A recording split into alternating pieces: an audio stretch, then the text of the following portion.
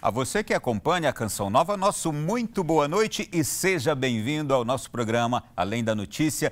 É com uma imensa felicidade que a gente se encontra mais uma vez. E os nossos cumprimentos também àquelas pessoas que estão longe do Brasil, fora, nos acompanhando também em outras partes do mundo. O nosso programa tem sempre por característica abordar temas de atualidade, de grande importância e que fazem um enorme bem para todos aqueles que acompanham. Pretendemos que o de hoje também alcance os mesmos propósitos. Vamos falar neste programa de hoje sobre ideologia de gênero, o que é, perigos e consequências.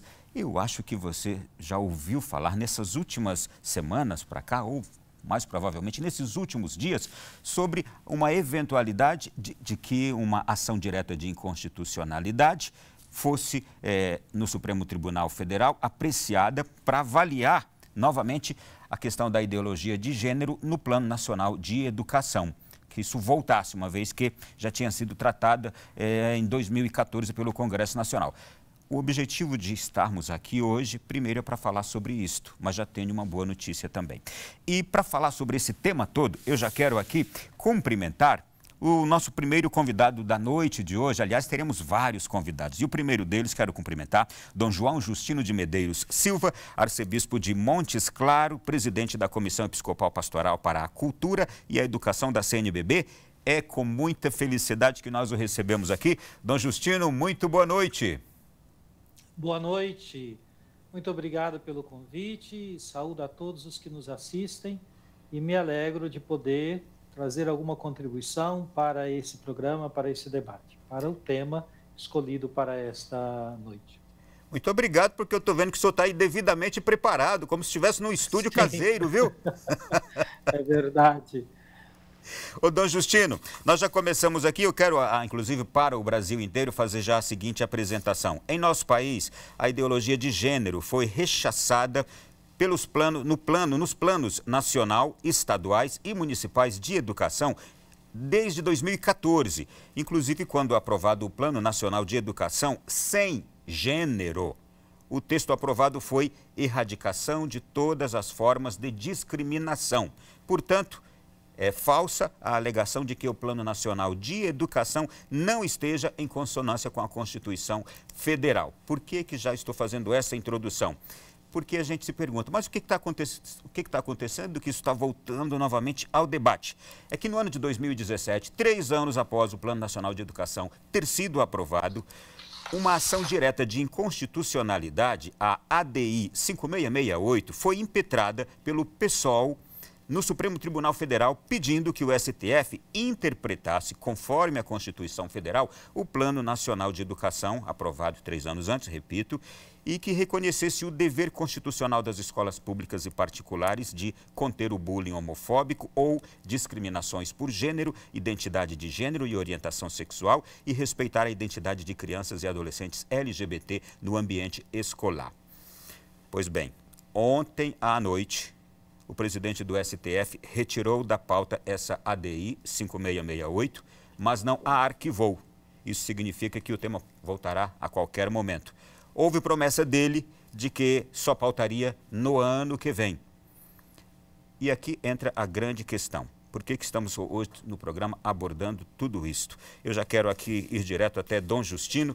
Dom Justino, a CNBB, quando soube dessa ADI, ela já tomou também uma iniciativa de emitir uma nota.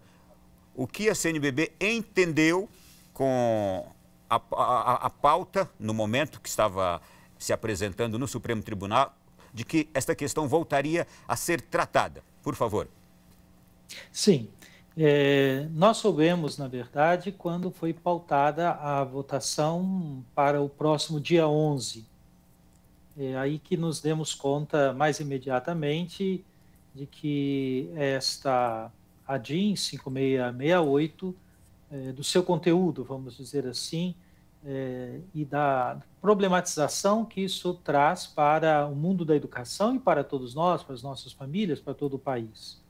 Então, nós nos reunimos como o presidente da Comissão de Educação e Cultura, também o presidente da Comissão Episcopal para a Vida e Família, Dom Ricardo Hoppers, com o secretário-geral, com assessorias, e conversamos um pouco para entender o que estava em curso. E levamos o assunto ao Conselho Permanente, que se reuniu na semana passada, em reunião ordinária, de modo virtual, em razão da pandemia, e apresentamos uma nota, que foi exatamente publicada no dia 28 de outubro, intitulada Respeito à Vida e Cuidar de Todos.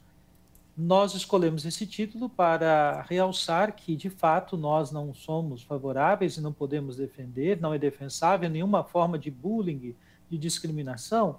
No entanto, julgamos, como você mesmo já deixou claro na exposição inicial, de que o texto não só da Constituição, mas a lei que aprovou o Plano Nacional de Educação são suficientes nas suas expressões de garantir e de insistir na superação das desigualdades educacionais, com ênfase na promoção da cidadania e na erradicação de todas as formas de discriminação.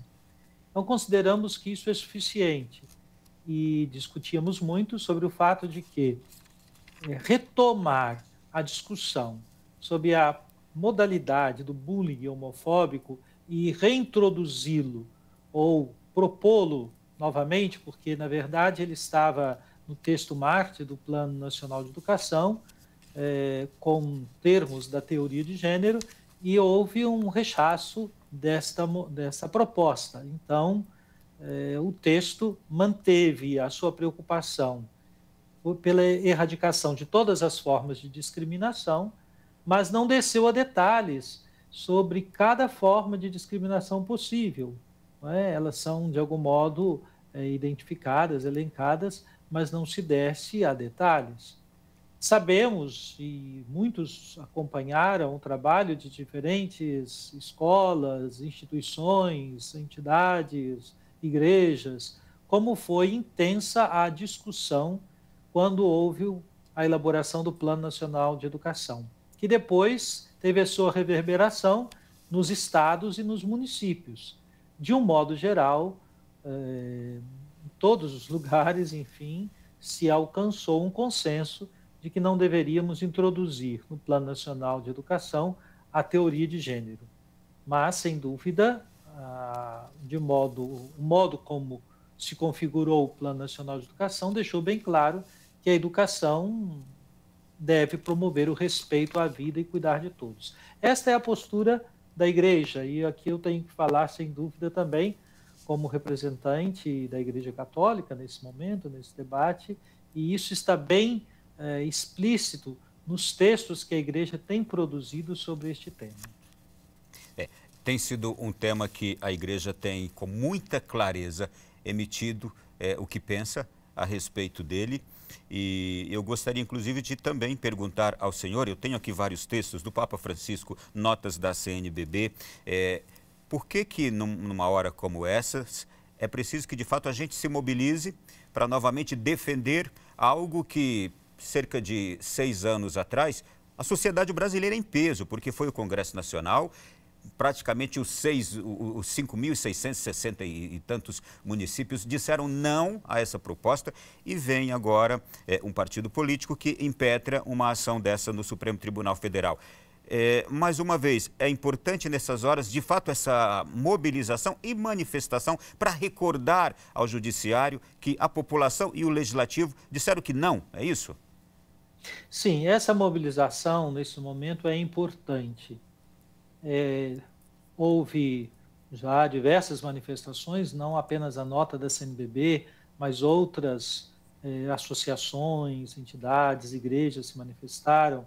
Eu mesmo tenho à minha frente aqui a nota publicada no último dia 3 da ANAJURE, que é a assessoria jurídica da Associação Nacional de Juristas Evangélicos, é uma nota bastante longa, bem explicativa.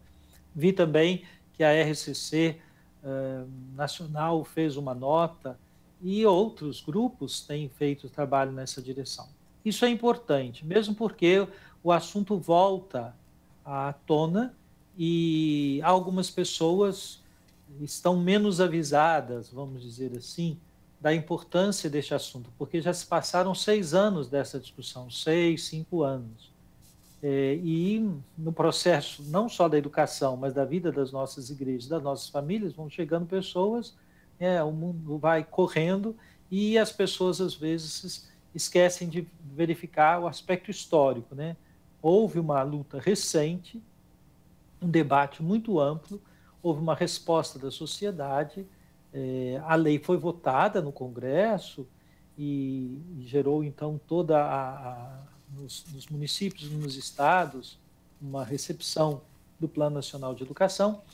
E agora é um risco que, judicializando esta questão, tenhamos uma decisão do Supremo que vá numa direção contrária como você lembrou, né, a quase 6 mil municípios brasileiros que tomaram uma decisão, foram numa direção, inclusive em consonância com a lei, né? Os municípios não estiveram contra o Plano Nacional de Educação, mas em sintonia com o Plano Nacional de Educação. Mas gostaria também de dizer uma coisa. A educação em nosso país anda muito desprestigiada. Nós sabemos disso por vários fatores. E o que acontece? Nós temos um desafio de acompanhar a educação em relação a todos os temas. E o que nós observamos é que nós temos que nos organizar um pouco mais. Daí a bonita iniciativa do Papa Francisco, quando ele propõe o Pacto Educativo Global, pensando a aliança, o pacto que precisamos ter novamente de família, escola e sociedade. Quando se fala de sociedade, as organizações da sociedade, as muitas organizações civis. O que ocorre? Nós não podemos ir para a escola só quando os assuntos têm a ver com a questão do gênero, questões que envolvem mais valores de ordem moral. Nós precisamos ter uma presença mais efetiva nas escolas. Como bispo responsável pela pastoral da educação no Brasil, eu exorto, de fato, não é, aos nossos educadores que são católicos, que estão em nossas comunidades, às famílias, aos movimentos de família, que retornem ao contato mais intenso com a escola, para que não ocorra que, em situações como essa, nós chegamos inclusive atrasados, porque não estamos lá dentro acompanhando e vendo outras questões tão graves como essa que acontecem no âmbito das nossas escolas. Bem recordado, Dom Justino. Vou pedir o senhor que nos acompanhe e a gente vai ver agora como foi na noite de ontem o encontro de representantes do Congresso Nacional com o presidente do Supremo Tribunal Federal, quando ele decidiu retirar de pauta da semana que vem essa ADI sobre a questão da identidade de gênero no Plano Nacional de Educação. Nós conversamos com o ministro Luiz Fux sobre, primeiramente, o Congresso já decidiu sobre esse assunto.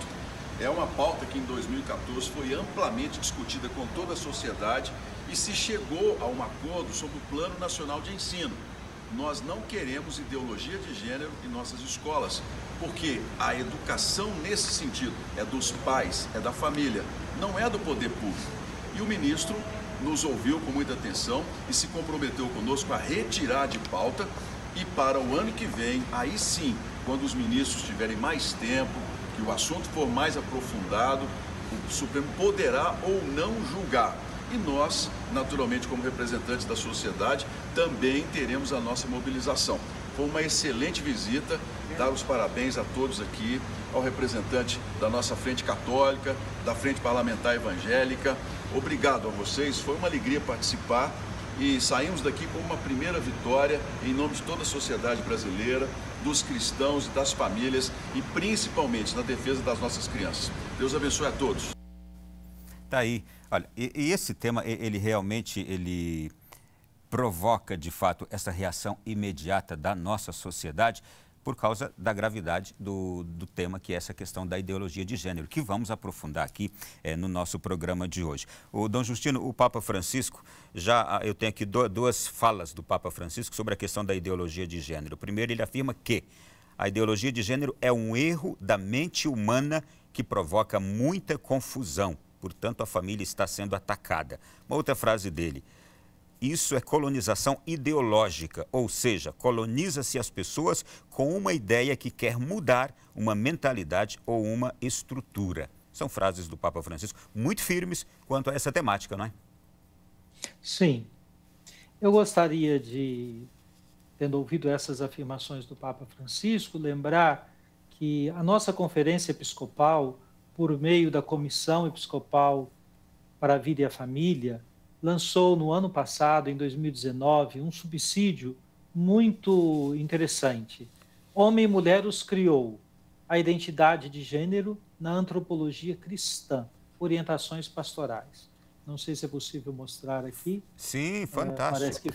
Parece que fica invertida a imagem, não é? Mas está perfeito. Homem e mulher os criou. Aqui dá para ver. Homem e mulher os criou, a identidade de gênero na antropologia cristã. Edições CNBB tem, não é? Edições CNBB. Perfeito. É um texto, é um subsídio muito bem preparado, com a participação dos teólogos da área da teologia moral, os melhores do Brasil, que assessoram a nossa Conferência Episcopal, e dos bispos que acompanham o setor Vida e Família.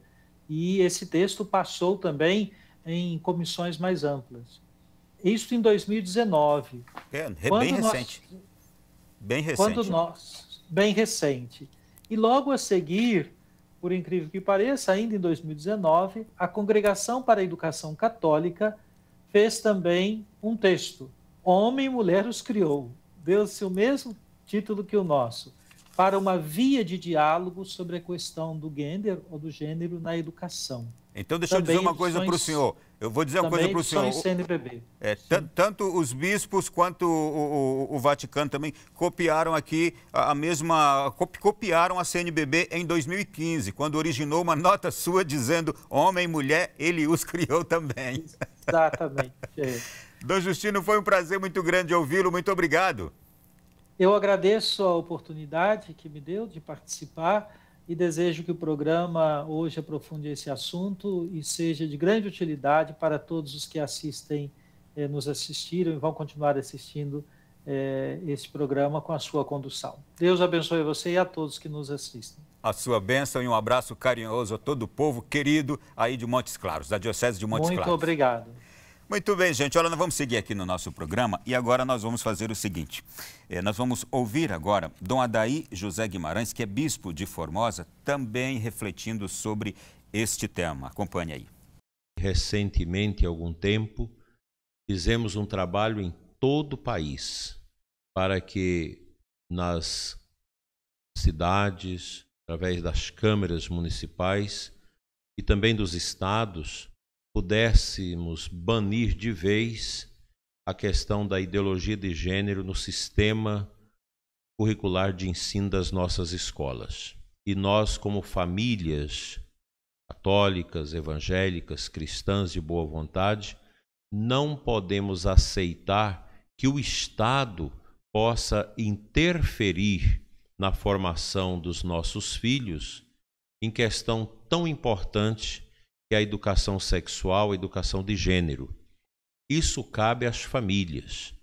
Nós, como nação brasileira, um povo fiel a Deus, não podemos aceitar esta terrível intromissão do Estado para disseminar na consciência dos nossos filhos ideias tão absurdas da questão da teoria ou ideologia de gênero, que tanto mal faz. Muito bem, ouvimos Dom Adair José Guimarães, bispo de Formosa, falando sobre a ideologia de gênero. E eu tenho aqui o seguinte, já nós vamos ter o próximo convidado aqui em nosso programa. De acordo com alguns médicos e psiquiatras idealizadores da ideologia de gênero, sexo biológico, gênero, orientação e expressão, elementos que formam o comportamento sexual humano, não são opções divididas apenas entre o feminino e o masculino. São gradações e podem ser combinadas, dando origem a inúmeras possibilidades. Olha, a este conceito a gente tem várias respostas e é isso que a gente quer trazer aqui no nosso programa de hoje. A nota da CNBB do ano de 2015 diz assim: a ideologia quando estava no auge da discussão, a ideologia de gênero vai no caminho oposto e desconstrói o conceito de família que tem seu fundamento na união estável entre homem e mulher. Um outro trecho da nota de 2015. A introdução dessa ideologia na prática pedagógica das escolas trará consequências desastrosas para a vida das crianças e das famílias. O mais grave é que se quer introduzir esta proposta de forma silenciosa nos planos municipais de educação, sem que os maiores interessados, que são os pais e educadores, tenham sido chamados para discuti-la. São trechos da nota da CNBB do dia 18 de junho de 2015, quando o assunto estava em efervescência. Mas nós vamos para Londrina, no Paraná. Vamos conversar agora com o querido padre Rafael Solano, doutor em Teologia Moral, professor da PUC Paraná e autor de um livro também sobre ideologia de gênero. Querido padre Rafael Solano, boa noite.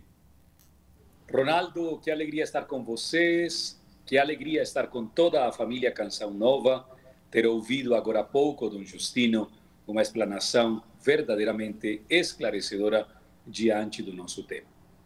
Querido padre Rafael Solano, o tema de um livro que o senhor escreveu é Ideologia de Gênero, a crise da identidade sexual, perguntas e respostas, não é isso? É isso mesmo, sim senhor. Bom, uma síntese do que o senhor colocou ali naquele livro. Uma das coisas que mais suscitam preocupação hoje, não somente em mim, como também em muitos moralistas, é a questão da identidade sexual. Em 1975, o saudoso Papa São Paulo VI apresentou ao mundo um pequeno compêndio de ética sobre a sexualidade. Todos nós sabemos que Paulo VI, além de ser um grande intelectual, era um homem preocupado com a dimensão afetiva e humana das pessoas.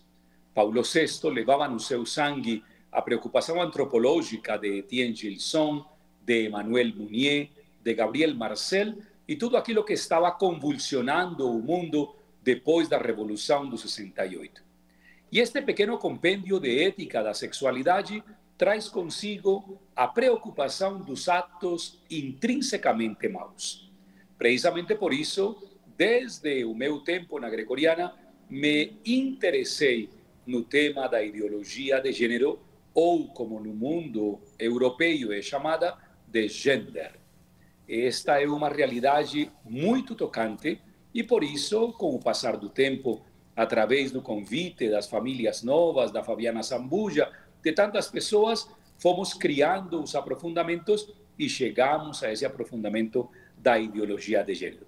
O livro, muito mais do que um texto teológico ou moral, é uma forma sucinta de entender a problemática histórica.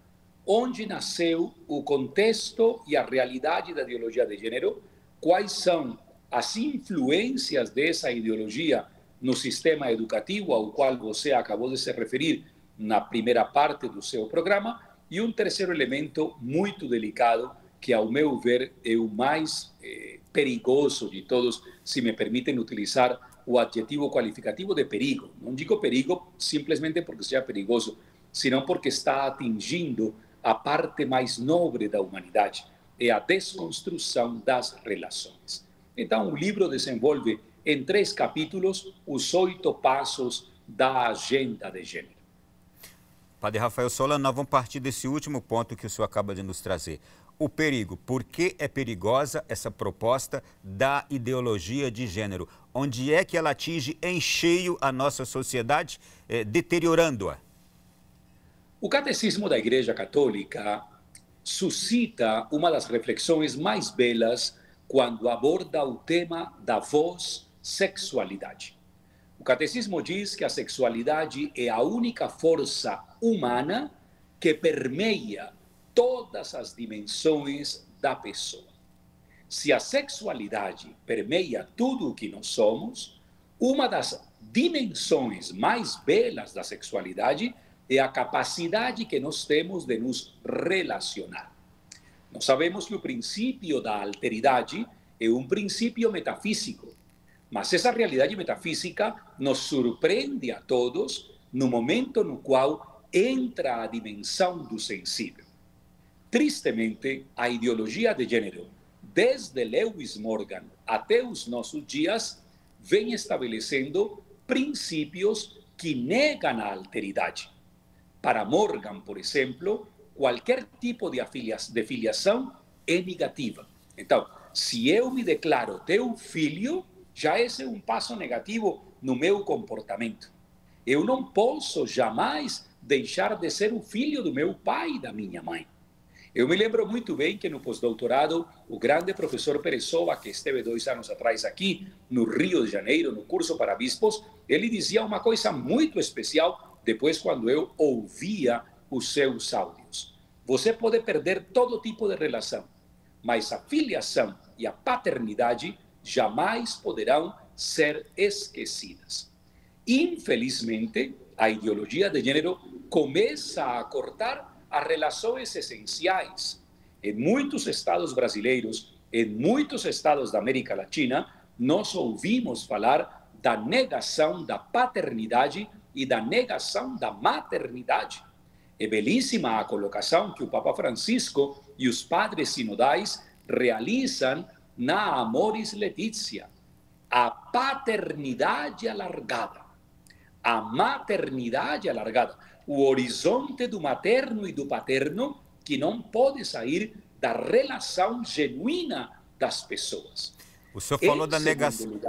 Sim. O senhor falou da negação da paternidade, da negação da maternidade. Fale agora um pouco sobre a negação da sexualidade. Isto é, eu nasço como homem, mas eu não sou homem. Eu nasço como mulher, mas eu não sou mulher. Eu posso ser o que eu quiser. Fale sobre essa outra negação. Bom, esse é o segundo ponto. Você se adiantou e que bom que você se adiantou. Não? Em 68, com a revolução sexual proposta por alguns ambientes, especialmente por toda a corrente de Simone de Beauvoir, se criou uma confusão muito séria. E aqui é onde nasce a maior preocupação de qualquer professor de teologia moral ou de qualquer família comum, em qualquer ambiente. Para muitas pessoas, você não nasce, você se faz. Pois bem, acontece um elemento importantíssimo. A partir do instante no qual o esperma se encontra com o óvulo, geneticamente sucede algo inesperado, chamado autopoiese. Quer dizer, todas as realidades hormonais se juntam, se unem para formar uma única identidade.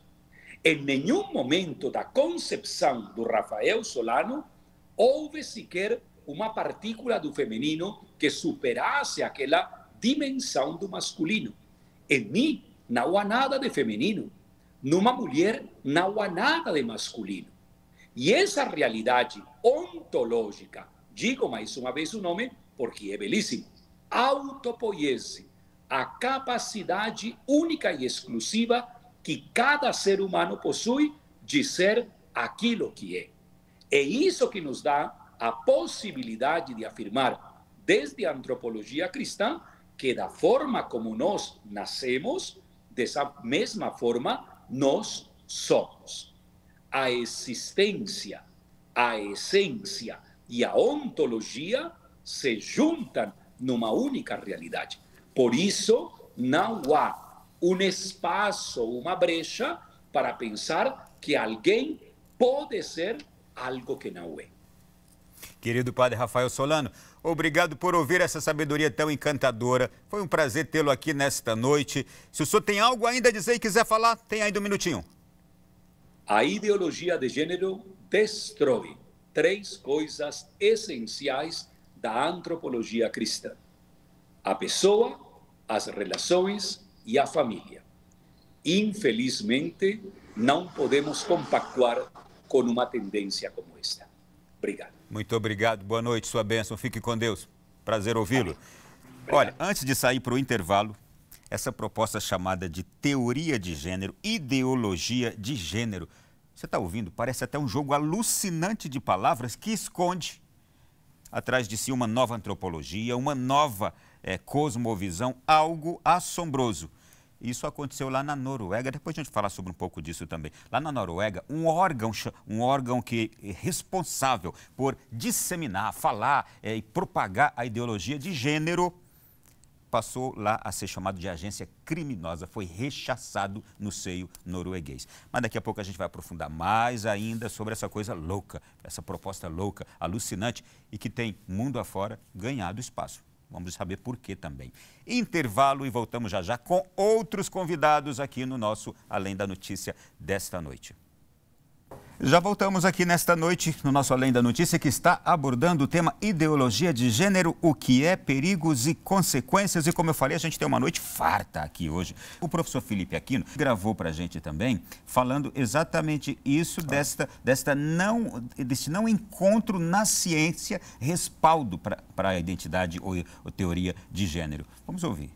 Meus caros amigos e amigas, no ano de 2015, 2016, houve uma grande discussão no Brasil sobre a questão da ideologia de gênero. Ideologia de gênero é querer dizer que não existe sexo. Alguém nasce homem ou nasce mulher. Só tem dois tipos de cromossomos sexuais que definem o sexo. XX se é mulher e XY se é homem. Não existe XY, XZ, XH, XL, XT, não existe. Então, querer negar que exista o sexo masculino e o sexo feminino é uma violência contra a ciência, acima de tudo. Por isso que é uma ideologia, não é uma ciência. Mas o Congresso Nacional, 2016, proibiu que entrasse no Plano Nacional de Educação a questão da ideologia de gênero, para se ensinar nas escolas às crianças isso. O nosso Papa Francisco se manifestou radicalmente contra a ideologia de gênero várias vezes. Não é? Ele chegou a dizer que isso é uma maldade com as crianças, e é mesmo. Não é? Os nossos bispos se pronunciaram, a CNBB se pronunciou, dizendo a mesma coisa, que isso é uma violência, né? E que é altamente prejudicial para as crianças. Né? Várias conferências de bispos regionais, né? Várias regionais se manifestaram, enfim, sobre essa questão. E por isso mesmo, com uma mobilização forte, especialmente das pessoas contra essa ideologia de gênero, o Congresso Nacional soberanamente decidiu a questão. Olha, o Legislativo já fez o seu papel, cumpriu com a sua função, que é legislar e rechaçar essa teoria de gênero que não tem nenhuma base científica, né? Então, assim, em sintonia com a sociedade brasileira que repudia esse tipo de artifício para destruir as famílias do Brasil, tanto as Assembleias Legislativas como o Congresso Nacional já se manifestaram de forma democrática, debatendo e votando contra a inclusão dessa teoria de gênero nas escolas. O que a gente percebe hoje é um movimento no Supremo Tribunal Federal, né, de partidos de radicalismo, né, pela esquerda, que querem a fórceps colocar novamente essa ideologia de gênero que não tem o menor cabimento, não tem pé nem cabeça. Então, a importância da população se mobilizar é fundamental, né? Conhecer, debater sobre a gravidade desse assunto. O que nós aqui no Senado Federal temos obrigação de fazer, tendo em vista o que a gente está vendo no Supremo Tribunal Federal, ele tentando legislar aqui no Congresso Nacional, que não é papel dele, é dar sequência aos pedidos de impeachment de ministros do Supremo, a CPI da Lava Toga, porque essa é uma missão constitucional nossa que a gente tem se omitido de forma covarde, né? Então é por isso que acontece esse tipo de intromissão aqui dentro. O Senado não investiga o Supremo Tribunal Federal e ele vem aqui desrespeitar o Congresso e a sociedade brasileira com esse tipo de julgamento que não era nem sequer para ser pautado. Ainda bem que o ministro Luiz Fux ontem teve a serenidade, o bom senso de retirar de pauta. Mas isso pode voltar a qualquer momento, né? Para as pessoas que não pegaram a primeira parte ou que não compreenderam, vamos, assim, de forma muito breve, dizer do que se trata. Trata-se do seguinte: existe uma visão de mundo baseada no marxismo, originariamente, que acha que a família é um lugar de opressão e ela precisa ser destruída. Ou seja, o papel de pai e o papel de mãe e o papel de filhos, normal, como nós conhecemos na família tradicional, é algo ruim. Porque, segundo a visão dessas pessoas, isto seria uma ideologia hegemônica que colocou na cabeça das pessoas que o homem é superior, a mulher é inferior e que as crianças têm que obedecer. A mulher, ela não tem que ser feminina e frágil, o homem não tem que ser másculo e robusto, o papel de pai, o papel de mãe, tudo isso, que homem goste de mulher, que mulher goste de homem, isso tudo é uma construção social. Não vem da natureza, não vem de Deus, é uma ideologia. Então eles agora vêm com a nova ideologia, nós queremos então fazer o seguinte, destruir a família. Não é?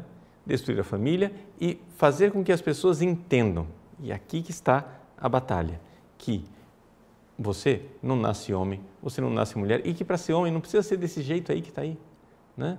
Para que o homem precisa ser másculo? Não, o homem pode ser meio afeminadozinho. Né? Hoje ele gosta de ter relações com um outro garoto, daqui a pouco ele gosta de ter relações com uma mulher, daqui a pouco ele quer ter relações com animais, tanto faz. Isso daí é a liberdade. Então, essa coisa fixista, né, de que a natureza faria com que o ser humano tenha que obedecer, isso daí é uma realidade que é tipicamente burguesa, opressora dessa ideologia hegemônica. Então, como nós vamos fazer para mudar essa sociedade? Bom, eles dizem, vamos fazer o seguinte, fazer com que as pessoas entendam que existe o sexo biológico, onde você nasce com um pênis ou com uma vagina, mas isso é sexo biológico. Agora, a sua identidade, o seu papel social precisa ser construído, porque tanto faz, você nasce, mas você não é necessariamente masculino, você não é necessariamente feminina. Ora, você vê claramente que isso está destruindo a família. Então, e isto ensinado nas escolas, não é, será um grande perigo para as pessoas. Nós acreditamos que não tem a menor necessidade de um julgamento como esse. O que está por trás aí é a destruição do núcleo familiar, né? A desconstrução de toda uma sociedade saudável. Como é que você vai expor crianças, né, a experiências para saber se é homem ou mulher, se a biologia já mostra isso?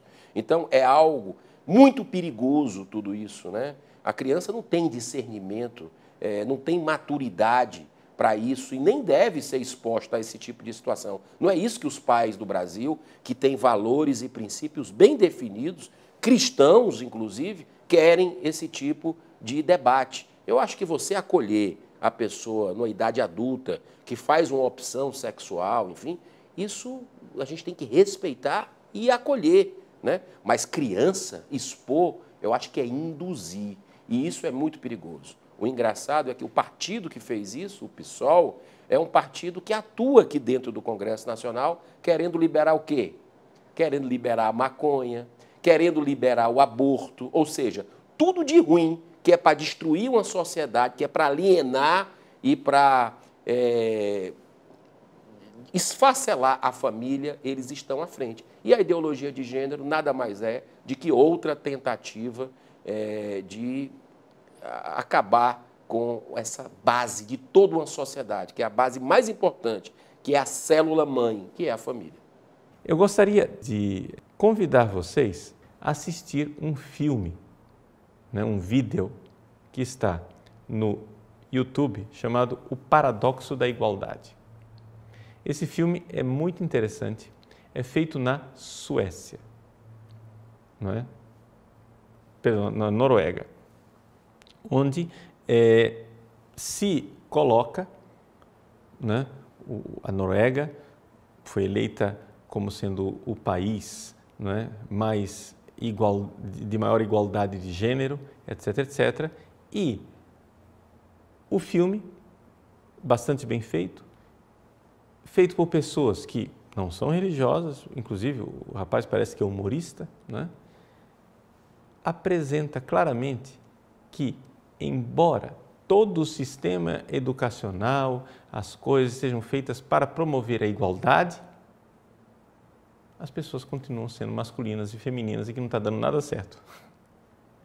E é interessantíssimo porque ele contrapõe, né, Ou seja, ele vê a sociedade americana que está lutando, dizendo nós somos uma sociedade cristã, patriarcal, puritana, opressora, onde os homens oprimem as mulheres, e nós queremos mudar isso.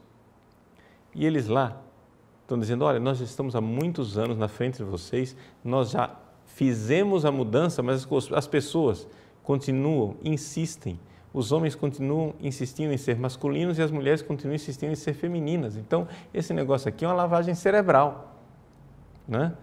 Por isso o vídeo se chama Paradoxo da Igualdade. Ou seja, não tem igualdade coisa nenhuma. A diferença entre homem e mulher é uma diferença da própria natureza. E nós dizemos que está na própria natureza porque foi criada por Deus. Existe no Congresso Nacional um projeto de lei que exatamente é para proibir que o Supremo Tribunal Federal legisle, porque a obrigação de legislar é do Congresso Nacional.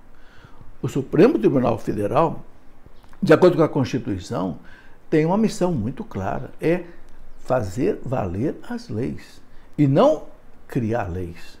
Criar leis é do Congresso Nacional. Então eu penso que é hora de nós atuarmos junto ao Congresso Nacional, as lideranças dos partidos, e dizer isso. Até quando o Congresso Nacional vai engavetar esse projeto de 2016, que exatamente era para deixar explícito ao Supremo Tribunal Federal que os juízes não podem legislar, sob pena de serem até considerados passíveis de impeachment. Então eu penso que é preciso voltar a essa discussão, porque não é possível, né, depois de 4 anos que o Congresso Nacional definiu uma coisa, a coisa voltar para o Supremo Tribunal Federal para rediscutir a questão. O famoso Pacto de São José da Costa Rica, tratado do qual o Brasil é signatário em seu artigo 12, que diz assim: os pais e, quando for o caso, os tutores, têm direito a que seus filhos ou pupilos recebam educação religiosa e moral que esteja de acordo com suas próprias convicções. Portanto, ensinar obrigatoriamente em escolas conteúdos morais que destoam do senso da população e que estejam completamente desprovidos de qualquer comprovação científica, porque esse é o caso da ideologia de gênero, é manifestamente inconstitucional. Além disso, seria uma odiosa violência do Estado contra a liberdade de consciência e crença do cidadão brasileiro. Há preconceitos no Brasil? Sim, há. Eu não nego. Mas preconceito não se combate com a propagação de mentiras sem fundamento científico, como é o caso da ideologia de gênero. Preconceito se combate por meio do ensino da verdade, que todos os homens são livres para fazer suas escolhas dentro dos limites da lei e que por isso não podem ser discriminados. É o que diz a Constituição Federal. O que nós precisamos fazer acontecer é que haja o respeito às famílias, que os pais tenham liberdade para educar os seus filhos na religião, nas questões morais e não o Estado. Eu agradeço a todos que grandes ações Brasil afora para mostrar a nossa indignação com esta tentativa de intromissão do Estado na formação dos nossos filhos. É inadmissível essa ação de inconstitucionalidade, porque ela fere o direito democrático nosso, que reuniu tantas forças vivas no Brasil para banir de vez a teoria de gênero das nossas escolas, e agora nós estamos a amargar com a possibilidade desta nova tentativa de fazer com que as nossas crianças, nossos alunos, se tornem realmente presas desse grande perigo. Eu tenho aqui também um outro conteúdo que diz assim: no conceito da ideologia de gênero, o indivíduo tem todas as faculdades para fazer no seu devido momento opção sexual. O termo opção sexual cada vez mais traz confusão. Para muitos, cada indivíduo deve fazer opções no momento em que mais lhe convém. Não existe, segundo a proposta da ideologia de gênero, ninguém que possa afirmar que somos homem ou mulher desde o início da nossa vida. O programa de hoje tem mais um bloco. Daqui a pouquinho nós vamos receber aqui o Procurador da República, Guilherme Shelby, que vai conversar conosco também sobre essa temática. Aliás, um trabalho que ele já vem fazendo também nesta área. Até já. Voltamos aqui na sequência do nosso Além da Notícia dessa noite. O tema é este, ideologia de gênero, o que é, perigos e consequências. E eu fico cada vez mais impressionado. Olha só, o que diz a ideologia de gênero? Quando a criança nasce, não deve ser considerada do sexo masculino ou sexo feminino. É o que eles dizem. Depois, ela fará essa escolha. Essa é a chamada identidade de gênero ou ideologia de gênero. A identidade sexual resulta do modo que a criança foi educada, por isso, às vezes, é diferente da sexualidade biológica, é o que dizem eles, os defensores dessa ideia. Um dos objetivos da ideologia é eliminar as diferenças sexuais entre o masculino e o feminino, que são determinadas por diferenças biológicas entre homem e mulher. Inclusive, já existem escolas de crianças na Suécia e na Holanda, onde não se pode chamar o aluno de menino ou menina. Chama-se apenas de crianças, porque eles devem decidir quando crescerem se serão homens ou mulheres, o que é antinatural. Muito bem, eu quero já chamar para a conversa o Procurador da República, Guilherme Shelby. Seja muito bem-vindo, procurador, a esta hora da noite. Muito obrigado. Prazer é todo meu, boa noite a todos. Um prazer estar aqui com vocês. O prazer é todo nosso, mais uma vez obrigado por nos atender. Depois dessa pequena introdução que eu fiz aqui antes de chamar o senhor, o que o senhor já também utiliza como reflexão de introdução da sua chegada aqui no nosso programa quanto a esse tema, por favor, procurador? Bom, eu queria salientar que aqueles que advogam e que defendem essa perversão e ilegalidade contra as crianças, que nós chamamos de ideologia de gênero, eles negam que exista isso. E aí dizem, não, esse termo ideologia de gênero foi criado pelos nossos adversários, mas é assim mesmo, viu?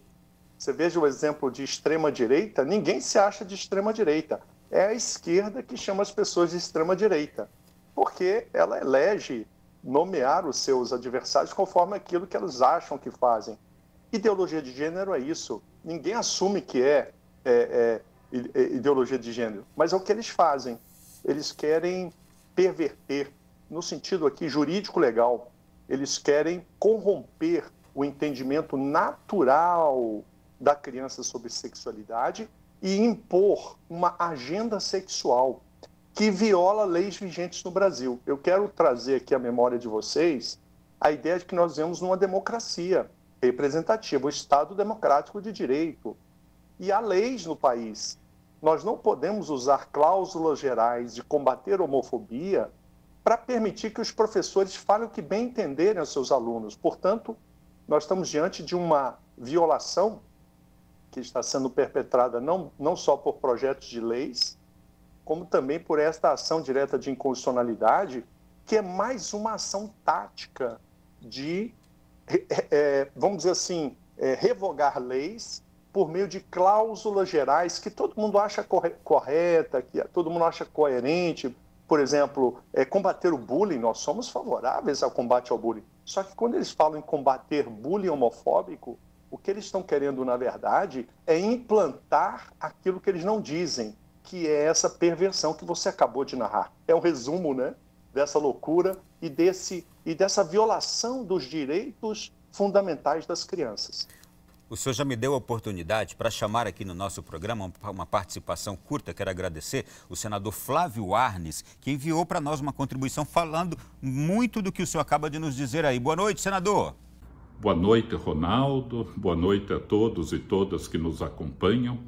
Existe no Supremo Tribunal Federal uma ação direta de inconstitucionalidade, número 5668, do ano de 2017, que diz que a Lei 13.005 de 2014, que é o Plano Nacional de Educação, seria inconstitucional, porque o Plano Nacional de Educação não estaria prevendo o bullying homofóbico e nem proibindo para crianças e adolescentes em termos de gênero, identidade de gênero e orientação sexual. Quero afirmar que pessoalmente sou totalmente contra a DIN por vários argumentos. O primeiro deles, todos nós temos que ser contra qualquer tipo de bullying, seja em relação a pessoas gordas, magras, ricas, pobres, negras, brancas, pessoas com deficiência, do campo, ciganos. Todos somos seres humanos e precisamos ser valorizados, prestigiados na construção de uma cultura de paz, valorização do ser humano. Segundo ponto, o Plano Nacional de Educação é claríssimo no seu artigo 2º ao dizer que nenhuma forma de discriminação poderá ser aceita dentro do processo educacional. E isso deixamos muito claro ainda na aprovação do Fundeb, recentemente.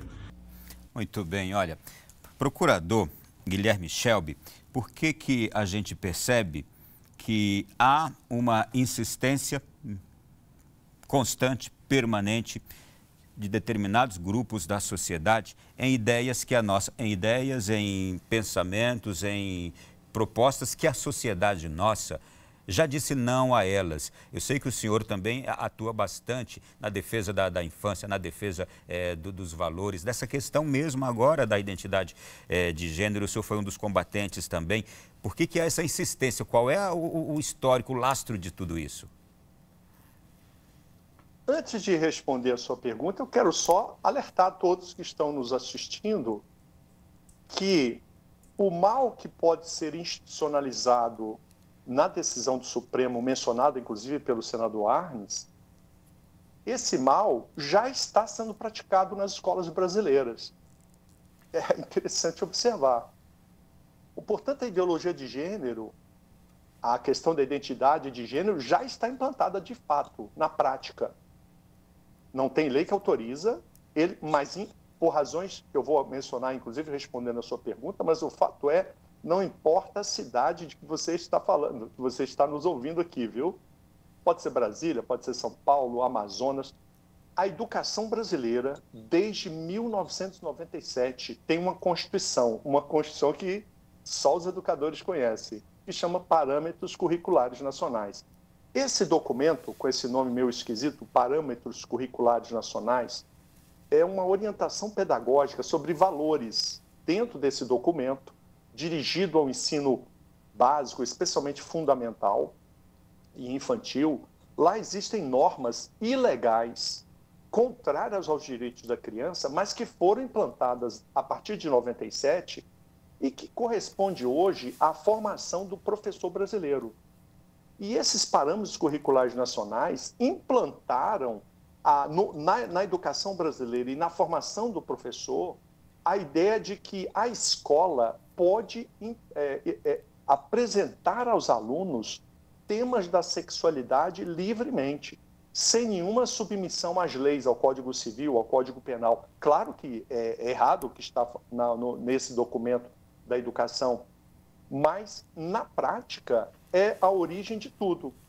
E, portanto, o que nós devemos estar atentos é que não adianta nada fechar a porta. Vamos dizer que o Supremo não dê ganho de causa nessa ação de inconstitucionalidade, mas já está atuando. Os professores, na sua formação nas universidades, eles já são ensinados conforme a ideologia de gênero, a ideia de corromper o entendimento das crianças sobre sua sexualidade natural, a ideia de apresentar às crianças temas da sexualidade adulta ou convencê-las a uma não complementariedade entre o masculino e o feminino, ou ainda, como já foi dito, que há várias sexualidades e que caberia a criança escolher qual é a sua. Um abuso contra a criança e abuso contra a família, porque a família não está sabendo o que acontece no segredo da sala de aula. Afinal, os pais nunca estão com os filhos em sala de aula. E esses professores, aqui é importante a gente dizer,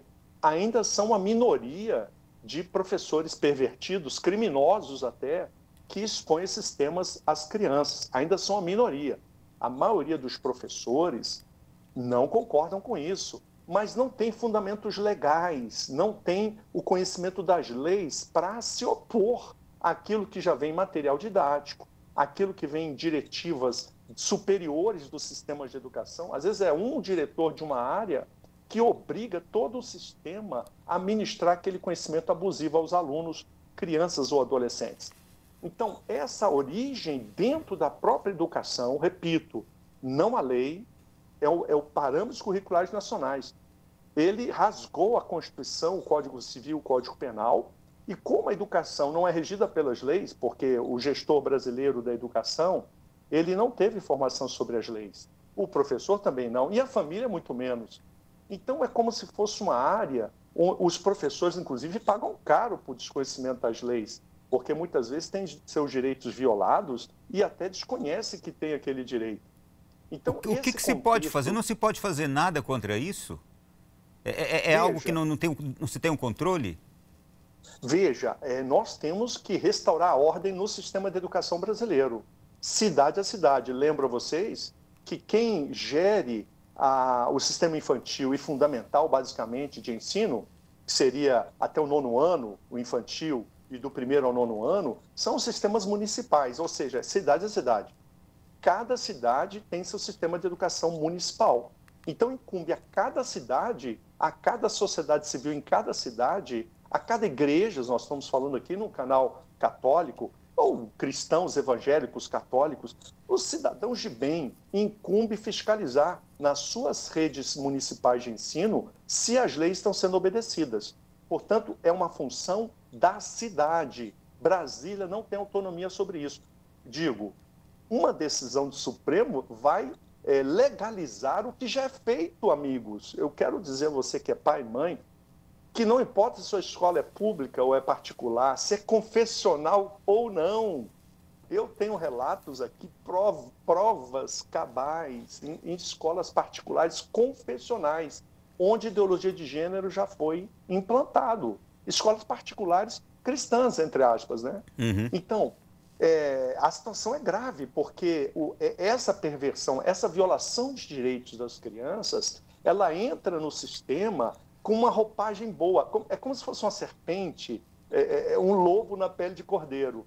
Então, a pele é de combater bullying, a pele é de defesa das minorias, mas o conteúdo é pervertido, é violar a integridade sexual das crianças, é violar o dever e direito das famílias na formação moral dos filhos. Imagina você, o pai dá valores morais, que a lei e a Constituição incumbe a família a estabelecer os valores morais, o professor fala o que ele quiser para o aluno, olha a confusão. E o pai não está sabendo que um professor ativista está pervertendo, está corrompendo, inclusive contra as leis, o conhecimento daquela criança. Então, essa situação chamamos de anomia, ou seja, não há normas respeitadas no sistema de educação. E o senhor diria que as consequências já são visíveis na nossa sociedade, as consequências desse ativismo educacional, educativo, quanto a essa questão, já são visíveis? Já são visíveis, porque a criança responde muito rápido. Você imagina o seguinte, eu vou dar um exemplo aqui para os professores que estão me assistindo, para as famílias. Existe um artigo no Estatuto da Criança, o artigo 78. Amigos, vão lá, artigo 78 do Estatuto da Criança e Adolescente. Esse artigo diz o seguinte, as revistas com mensagens pornográficas ou obscenas devem ser cobertas com plástico opaco. Está lá no parágrafo 1º do artigo 78. O artigo 79 do Estatuto da Criança, olha só, gente, mensagem, não é só foto ou desenho, não. Um título pornográfico, um texto pornográfico, é mensagem pornográfica ou obscena, não pode ser exposto à criança. O conceito de pornográfico ou obsceno, gente, está também no Estatuto da Criança e no Código Penal. Pornográfico é o que diz respeito à relação sexual, a práticas libidinosas, que isso é abusivo para a criança. A criança que é exposta a isso, ela vai tender a praticar, ela vai ser induzida, viu? Ela vai ser induzida a praticar o que vê. E ninguém quer criança praticando esses atos, né, gente? Não é só que não quer, a lei proíbe. Não é uma questão aqui de autonomia. Muito bem, a lei diz isso, é categórica. O artigo 79 do Estatuto da Criança diz que as revistas e publicações dirigidas às crianças e adolescentes devem respeitar os valores da família. Olha, é lei no Brasil isso que eu acabei de falar. Muito bem. Aí você pega o material didático que simplesmente vem mostrando toda sorte de imagem pornográfica, de aulas de combate ao bullying que trazem pessoas que fazem performance erótica na escola. Eu vou dar um exemplo para vocês. Em Contagem, Minas Gerais, mas podia ser em qualquer lugar do Brasil. Eu estou dando um exemplo, hein, gente? Uhum. Em Contagem, a Escola de Ensino Fundamental 1, alunos de 9 e 10 anos de idade. Atenção, dever de casa era o seguinte. Aí eu peço, se você tem criança ou adolescente aqui assistindo, eu vou ter que falar palavras duras agora. Como o horário já permitiria, mas eu peço, se tem criança menor e adolescente menor de 14 anos, retira para não ouvir o que eu vou falar agora. Porque o que eu vou falar agora era dever de casa dado por uma professora para alunos de 9 e 10 anos de idade. E o dever de casa consistia nesses alunos pesquisarem nas redes sociais o que é boquete, como 2 homens transam, o que é sexo anal, o que é sexo grupal. É disso que estamos falando. Aí, veja só, esse caso é tão emblemático que isso virou até uma reportagem de uma grande rede de televisão que foi pesquisar o caso. O caso foi levado ao MEC, ao Ministério Público. E sabe o que aconteceu? Nada. Porque eles recorreram ao princípio de que, sim, os parâmetros curriculares, lembram? Parâmetros curriculares, eles autorizam a escola a falar de sexualidade com as crianças. Então, com base numa cláusula geral, os professores fazem o que bem entendem com seus alunos e violam seus direitos. Porque esses temas que eu mencionei, e eu não vou repetir, eles violam a integridade sexual e psicológica das crianças. Procurador, nem a família, nem os professores poderiam fazê-lo. Eu quero ouvir muitas coisas do senhor aqui ainda, e pouco tempo nós temos. Para o senhor, o que é essa ideologia de gênero? É uma violação de normas legais que se aproveita dessa roupagem de títulos que aparentemente são bons. Combater o bullying, defesa de direitos humanos, educação sexual. Então, eles respeito às minorias. Respeito às minorias. Eles pegam cláusulas que aparentemente são, que teoricamente, e nós todos somos favoráveis ao respeito a todas as pessoas, mas, na verdade, eles se aproveitam disso para violar leis.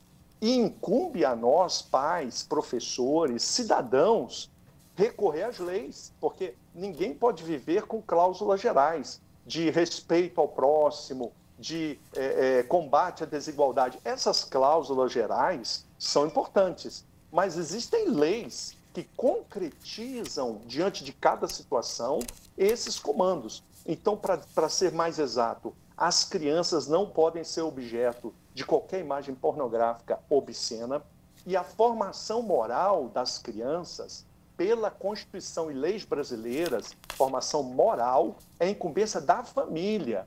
Então, se a escola deseja trabalhar a questão da sexualidade, pode e deve, mas o princípio está lá no artigo 37 da Constituição. O servidor público, no exercício, aqui eu me refiro aos sistemas públicos de ensino, eles têm que estar submetidos à lei, à moralidade e à transparência. Sala de aula é um local de cidadania. Não é para o professor falar com os seus alunos o que bem entender. Procurador. O Código Civil e o Código Penal têm que ser respeitados também nas salas de aula e nas escolas. Eu vou pedir só um minutinho agora, só para a gente ouvir o deputado Francisco Júnior, que é presidente da Frente Parlamentar Católica, comentando sobre a decisão da suspensão temporária da análise dessa ADIM no Supremo Tribunal Federal. Boa noite, deputado.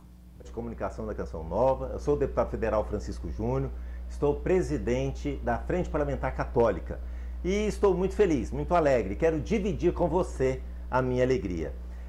Ontem conquistamos mais uma vitória nesta guerra que a família brasileira está travando com aqueles que querem implantar a ideologia de gênero nas escolas para as nossas crianças. Primeiro, dizer que erradamente, erroneamente, muitas pessoas vendem a ideologia de gênero como se ela fosse uma ferramenta contra o bullying, uma ferramenta contra a discriminação. Isso não é verdade.